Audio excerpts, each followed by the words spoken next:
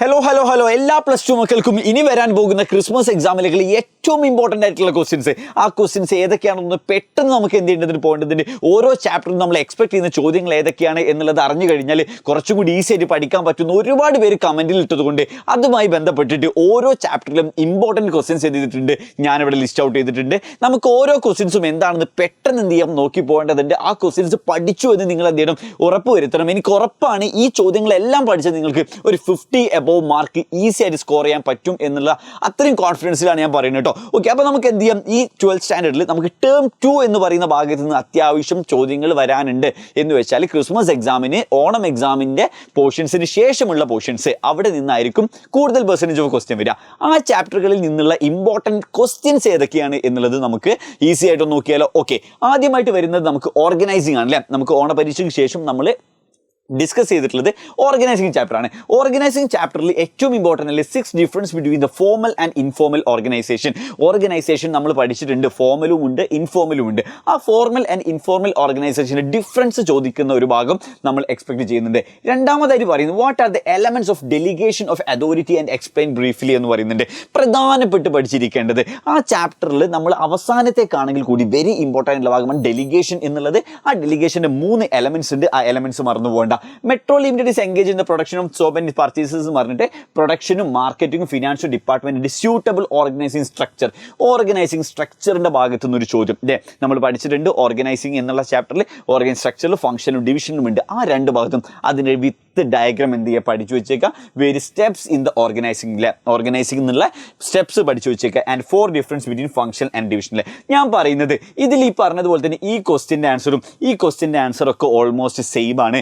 അപ്പം നിങ്ങൾ എന്ത് പഠിക്കാം, ഈ പറഞ്ഞതുപോലെ തന്നെ ഈ ഓർഡറിൽ തന്നെ പഠിക്കാം. എന്ത് വെച്ചാൽ ഡെലിഗേഷൻ മറന്നു പോകണ്ട, ഫോർമൽ ഇൻഫോർമൽ കാര്യങ്ങൾ മറന്നു പോകണ്ട. ഈ ചാപ്റ്ററിൽ നിന്ന് ചോദിക്കാൻ ഇത്രയേ സാധ്യതയുള്ളൂ എന്നുള്ളത് എനിക്ക് 100% ഉറപ്പാണ്. അടുത്തതായിട്ട് നമ്മൾ പോകുന്നത് സ്റ്റാഫിങ്ങിലേക്കാണ് അല്ലേ. നമ്മൾ സ്റ്റാഫിങ്ങിലും ആകെ 4 ടോപ്പിക്സ് നമ്മൾ പഠിച്ചിട്ടുള്ളൂ. ആ 4 ടോപ്പിക്സും ഇമ്പോർട്ടൻ്റ് ആണ് മീൻസ് എന്തായാലും ചോദ്യം വരും. അതാണ് പറയുന്നത് കേട്ടോ. ഈ എക്സ്റ്റേണൽ സോഴ്സ് ഓഫ് റിക്രൂട്ട്മെന്റിന്റെ ഭാഗത്ത് നിന്ന് നമുക്കൊരു ക്വസ്റ്റ്യൻ ചോദിക്കാൻ ഉള്ളത് ഉറപ്പാണ്. ഇന്റേണലിൻ്റെ ഭാഗം ചെറുതായതുകൊണ്ട് തന്നെ എക്സ്റ്റേണലിൻ്റെ ഭാഗം നമ്മൾ എന്ത് ചെയ്യുന്നുണ്ട് ഒരു നല്ല മാർക്കിനുള്ള ക്വസ്റ്റ്യൻ പ്രതീക്ഷിക്കുന്നുണ്ട്. Distinguish between on the job and of the job എന്ന് പറയുന്നുണ്ട്. ട്രെയിനിങ് മെത്തേഡിൽ നമ്മൾ 2 പ്രധാനപ്പെട്ട കാര്യങ്ങളാണ് പഠിക്കുന്നത്, ഓൺ ദി ജോബും ഓഫ് ദി ജോബും. ആ ഓൺ ദി ജോബിൽ നിന്നും ഓഫ് ദി ജോബിൽ നിന്നും ഒരു ക്വസ്റ്റ്യൻ നമ്മൾ പ്രതീക്ഷിക്കുന്നുണ്ട്. Describe the various steps in the staffing process, what is selection. 2 steps നമ്മൾ ആ ചാപ്റ്ററിൽ പഠിക്കുന്നുണ്ട്. സ്റ്റാഫിങ്ങിൻ്റെ സ്റ്റെപ്സും അതുപോലെ തന്നെ സെലക്ഷൻ്റെ സ്റ്റെപ്സും. Either one of the question എന്തായാലും എക്സാമിന് വരും എന്നുള്ളത് ഉറപ്പാണ് കേട്ടോ. ഓക്കെ, അപ്പോൾ ഈ ചാപ്റ്ററിൽ നിന്ന് ഈ 4 ചോദ്യങ്ങളാണ് നമ്മൾ എന്ത് ചെയ്യുന്നത് പ്രതീക്ഷിക്കുന്നത്. ഈ 4 ശരിക്കും പറഞ്ഞാൽ അതിലുള്ളൂ, വിച്ച് മീൻസ് അത് അത്രയും ഇമ്പോർട്ടൻ്റ്, ഈസി ആയിട്ട് സ്കോർ ചെയ്യാൻ പറ്റും. സ്റ്റെപ്സ് 2 പഠിച്ചു വെച്ചേക്കുക. പിന്നെ എന്ത് ചെയ്യുക, റിക്രൂട്ട്മെൻറ്റിനെ കുറിച്ച് പഠിച്ചു വെക്കുക. പിന്നെ ആരെ കുറിച്ച് ട്രെയിനിങ്. അത്രയേ ഉള്ളൂ. വലിയ ചാപ്റ്റർ ഒന്നുമല്ല, ചെറിയ ചാപ്റ്ററാണ്. പക്ഷേ ക്രിസ്മസ് എക്സാമിന് നല്ല വെയിറ്റേജ് ഉണ്ടാവും ഈ ചാപ്റ്ററുകളിൽ നിന്ന്. അതുകൊണ്ട് ഈ ചാപ്റ്റർ കൂടി very important. Next going to directing അല്ലേ. നമ്മൾ ഈ പഠിച്ചതിൽ നിന്ന് ഏറ്റവും വലിയ ചാപ്റ്ററായിട്ട് നമുക്ക് പറയാൻ പറ്റുന്ന ഒരു ചാപ്റ്ററാണ് ഇതെന്ന് പറയുന്നത് ഡയറക്റ്റിംഗ് എന്ന് പറയുന്നത്. ഡയറക്റ്റിംഗിൽ ഏറ്റവും പ്രധാനപ്പെട്ട് പഠിച്ചിരിക്കേണ്ടത് മോട്ടിവേഷനെ കുറിച്ചാണ്. മാസ്ലോയുടെ നീഡ് ഹയറാർക്കി പഠിച്ചു വെച്ചേക്കുക. മോട്ടിവേഷനുമായി ബന്ധപ്പെട്ടുള്ള ഇൻസെൻറ്റീവിനെ കുറിച്ചിട്ടും ഒരു ധാരണ ഉണ്ടാക്കി വെക്കുക. മാസ്ലോ വെരി ഇമ്പോർട്ടൻ്റ് ആണ്. വിത്ത് ഡയഗ്രാം കേട്ടോ. മാസ്ലോയുടെ നീഡ് ഹയറാർക്കൽ തിയറി എന്ത് ചെയ്യുക, വിത്ത് ഡയഗ്രാം പഠിച്ചു വെച്ചേക്കുക. Explain the element of communication by drawing the diagram. അതാണ് അടുത്ത ഡയഗ്രാം. കമ്മ്യൂണിക്കേഷൻ്റെ എലമെന്റ്സ് ചോദിക്കാം, പ്രോസസ്സ് ചോദിക്കാം എന്നുള്ളത്. എക്സ്പ്ലെയിൻ ദ ലീഡർഷിപ്പ് സ്റ്റൈൽ ചോദിക്കാം. അതേപോലെ തന്നെ ഫിനാൻഷ്യൽ ഇൻസെൻറ്റീവ്സും ചോദിക്കുന്നുണ്ട്. Prepare seminar report on barriers to കമ്മ്യൂണിക്കേഷൻ്റെ ബാരിയേഴ്സിൻ്റെ ഭാഗത്തുനിന്നും ഒരു ചോദ്യം നമ്മൾ എന്ത് ചെയ്യുന്നുണ്ട് എക്സ്പെക്ട് ചെയ്യുന്നുണ്ട്. അപ്പോൾ കമ്മ്യൂണിക്കേഷൻ്റെ ഭാഗം എന്ന് പറയുന്ന ആ ചാപ്റ്ററിലെ ഹാഫ് പാർട്ട് എന്താണ്, കമ്മ്യൂണിക്കേഷൻ്റെ ഭാഗം തന്നെയാണ്. അതിൽ കമ്മ്യൂണിക്കേഷൻ്റെ പ്രോസസ്സും അതുപോലെ തന്നെ കമ്മ്യൂണിക്കേഷൻ ബാരിയേഴ്സിൻ്റെ ഭാഗത്തുനിന്ന് 110% ഉറപ്പാണ് ക്വസ്റ്റ്യൻ വരും എന്നുള്ളത്.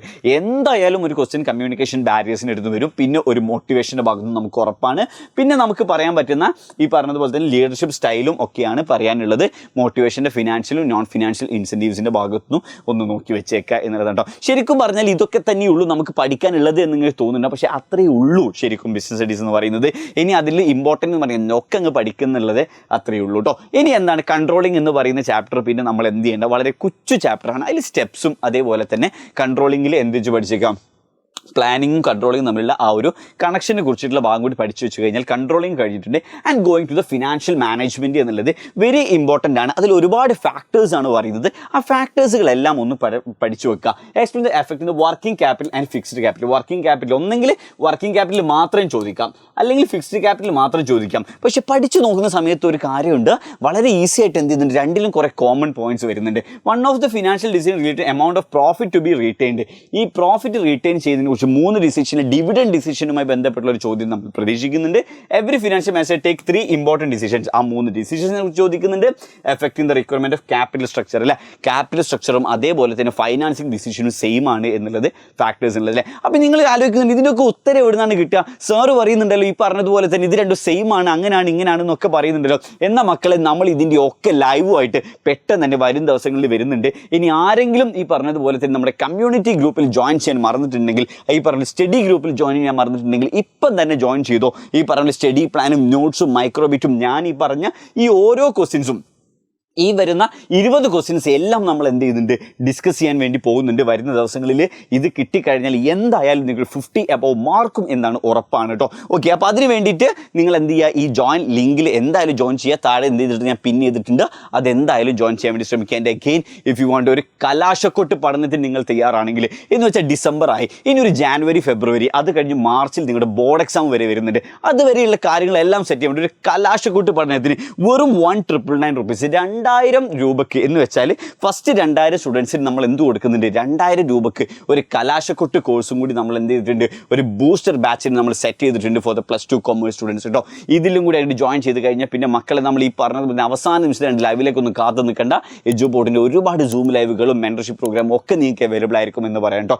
ഓക്കെ, അപ്പോൾ എല്ലാവർക്കും all the best for the examination. എല്ലാവരും ലൈവിൽ ജോയിൻ ചെയ്യുക. ഈ ലിങ്ക് എല്ലാവർക്കും ഷെയർ ചെയ്ത് കൊടുക്കുക. എല്ലാവരും സ്റ്റഡി ഗ്രൂപ്പിൽ ജോയിൻ ചെയ്യുക. ഓക്കെ മക്കളെ, താങ്ക് യു, ബൈ.